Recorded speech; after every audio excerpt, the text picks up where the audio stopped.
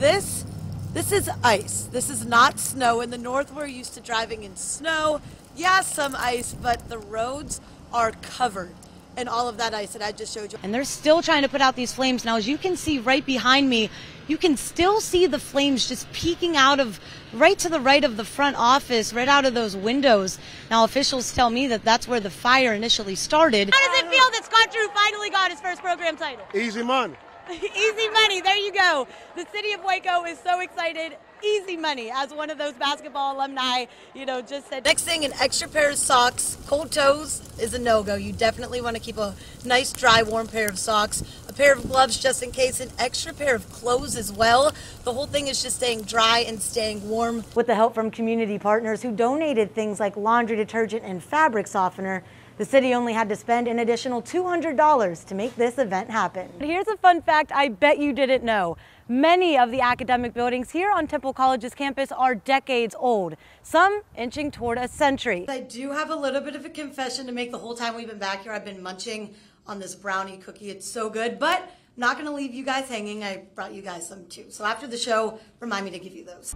It's the most wonderful time of the year as folks gather and celebrate for the holidays, cheersing to Old St. Nick and to the new year. But one woman I talked with says the holidays will never be the same and alcohol is to blame. They say a picture lasts a lifetime.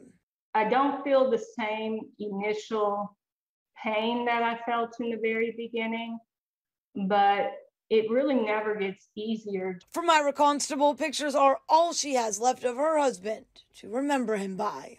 You always have that person missing at every event, at every holiday, at every birthday. Her husband was out drinking and celebrating a big sale at work with his colleagues when tragedy happened. Thinking he could make it home, he drove under the influence.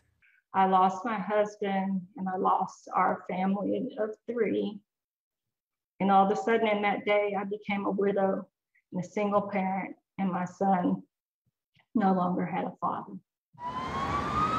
Something experts say happens all too often here in Texas. If you're going to drink, ensure that you have a plan to ensure that you can get where you need to go in a safe manner. Last year, there were over 23,000 alcohol-related crashes, resulting in nearly 1,000 fatalities.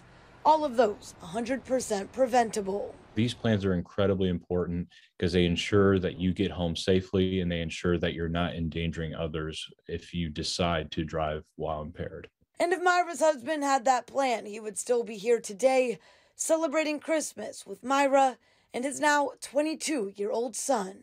We're lucky he didn't hurt anyone else and did just hurt himself, but he hurt a number of people when he died that night.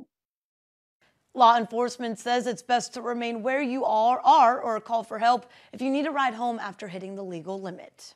As we continue our Black History Month coverage, we wanted to highlight some of the businesses that make the Brazos Valley so diverse and special. With roots deep in the community, we take you inside of Shannon's Cafe and Catering, and the history behind the walls may surprise you. West of downtown Bryan, a small gray building with burgundy trim sits on San Jacinto Drive and inside. Sold bigger than the restaurant itself. My Lord is really blessed Shannon. Generations deep. My grandma started this restaurant back in 1970. Right, yeah, right. And recipes that haven't changed. A staple of patrons that come visit us that look into the same taste of the food that it was way back in 1970. Keeps everyone coming back for more. People come out of state, from Tennessee, New York. They say they never had nothing like this. And you know what they say, after 5 decades of serving up downright soul food, if it isn't broken, don't fix it. They always come back, because they know the food stays the same.